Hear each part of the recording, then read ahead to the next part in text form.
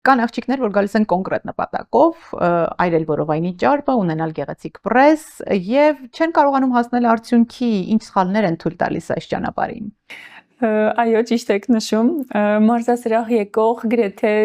բոլոր մարդիկ գալիս են պրեսի համար, բայց պետք է այստեղ կա մի շատ կարևոր բայց, չկա տեղային ճարպայրման որևէ մեթոդ, որևէ վարժություն, որ մեզ հնարավորություն կտալ այրել հենց այդ հատվածի որովայնի հատվածի ճարպը, քանի որ ճարպի այրումը դա ամբողջական ընդհանուր process է, ճարպը գնում է հավասարաչափ մեր օրգանիզմի բոլոր հատվածներից, այսինքն ամեն օր անընդհատ աներով պրեսի վարժություններ չենք ակնկալում, որ մեր որովայնը պետքա լինի հարթ, կլորիկ որովայնի պատճառները տարբեր են, դա կարող է լինել հաստ ճարպային շերտը, դա կարող է լինել կեցվածքից եկող խնդիրներ, հիպերլարդոզ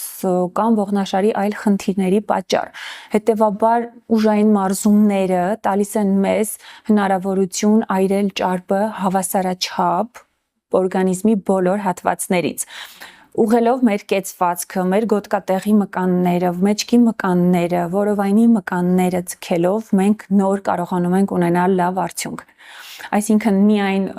պրեսի վարժությունները մեզ այդ հնարավորությունը չեն տալիս եւ շատ կարեւոր է նաեւ սնունդը, որ մենք պետք է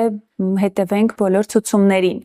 մարզչի բոլոր ցուցումներին, օգտագործել բավարար չափի սպիտակուց, բանջարեղեն, ճարպեր, բոլոր մակրոէլեմենտները շատ կարևոր են մեր նպատակին հասնելու համար։ Այսինքն նույնիսկ ճարպերը չեն խանգարի ունենալ գեղեցիկ։ Իհարկե, չենք բացառում օգտակար ճարպերը, որովհետև իրենք պետք են մեր հորմոնների համար։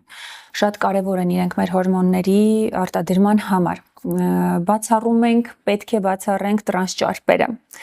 Ցանկալի է խուսափել շատ շաքար պարունակող սննդամթերքներից։ Կարող եք օգտագործել ջրեր, սև շոկոլադ, բայց պետք է հիշել, որ այդ քաղցրավենիքները, եթե անգամ օգտագործում ենք, իրենք պետք է ներառված լինեն մեր օրվա կալորիաների մեջ։